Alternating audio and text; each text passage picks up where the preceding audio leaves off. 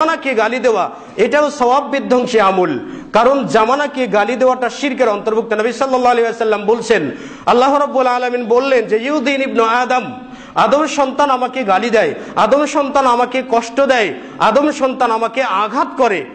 জিজ্ঞাসা করা হলো, আদম সন্তান কিভাবে আল্লাহ রাব্বুল আলামিনকে কষ্ট দেয়? আল্লাহ রাব্বুল আলামিন বললেন যে ইয়াসুবুদ্দাহরা ওয়া আনাদ-দাহরু, কারণ আদম সন্তান সময়কে গালি দেয়।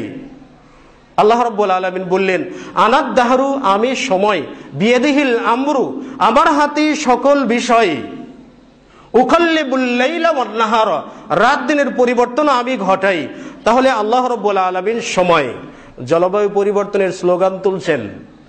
যদি সত্যি এটার বাস্তবতা থেকে থাকে তাহলে পৃথিবীর কোনো শাসকের ক্ষমতা নেই এটা পরিবর্তন করে। পরিবর্তন করলে পারবেন আল্লাহ রাব্বুল আলামিন।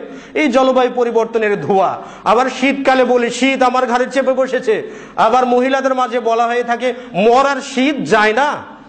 আবার শীতকালে যদি বৃষ্টি হয় অসময়ে বৃষ্টি, অসময়ে বৃষ্টির কি ক্ষমতা আছে নিজে নিজে পৃথিবীতে আসতে?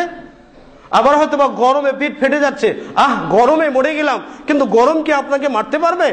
গরমই যদি আপনাকে মারতে পারবে তাহলে জাহান্নামে গেলে সবাই মারা যাবে, তাহলে জাহান্নামে আর কারো শাস্তি হওয়ার কথা না। সুতরাং আগুনের ক্ষমতা নেই মানুষকে মারার, বৃষ্টির ক্ষমতা নেই পৃথিবীতে আসার, এ সবগুলো থেকে আমাদের বেঁচে থাকতে হবে।